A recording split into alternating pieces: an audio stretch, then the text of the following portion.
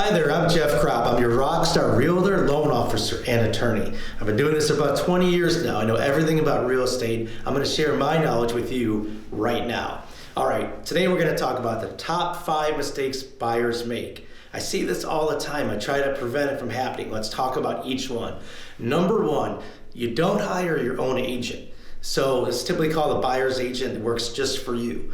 So you walk into open house, you love the property, you meet the listing agent. The listing agent works for the seller. They're under contract with the seller. Their loyalties are with the seller. So if you have the listing agent help you out, they may help you prepare the offer, but they're riding both sides of the fence. They have a dual loyalty, and it's called dual agency. You may have heard of it. It's terrible. You don't want to do dual agency.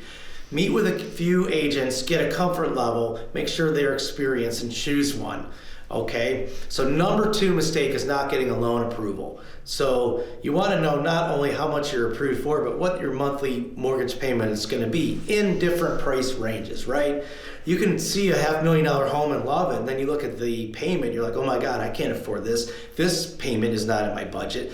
But you're already excited about the property, so don't do that. Get your budget worked out in advance, and if there's any issues that come up, a lot of times your loan officer can solve them, but it takes some time. So get this done very early in the process. The loan approval paper itself is going to be used to submit with your offer. So it's going to tell the seller that you're a serious buyer, you need the loan approval. Mistake number 3 is just the opposite. That's the type A buyer that seeks loan approvals all over town. This is a huge mistake. Obviously, you don't want your credit run 5 different times. And the biggest reason is that the lenders use the same guidelines. They're called Fannie Mae, Freddie Mac guidelines, right?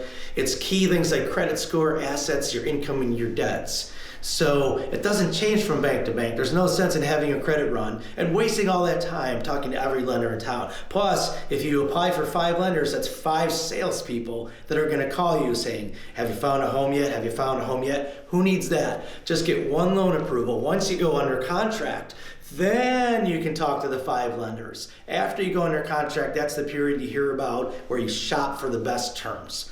Okay? So mistake number 4, not knowing the market. You get excited about a house, the list price is the list price, you make a bid, but you gotta know if the list price is fair. You gotta know if your bid's a good bid. So you look at a similar size house, maybe it's a single family home, maybe it's a condo, and you look at the same square footage and you look at homes within maybe a half a mile that have sold within the last 6 months. That's your target market.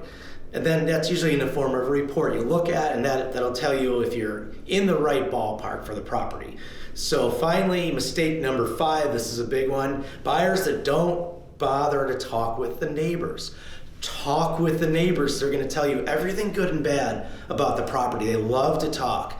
They might even tell you about the seller and their motivations of what's really going on, right? And obviously, the neighbor you talk to that's going to be your neighbor might be crazy. And who wants to buy a house next to a crazy neighbor? Wouldn't you want to know who your neighbors are before you spend all that money?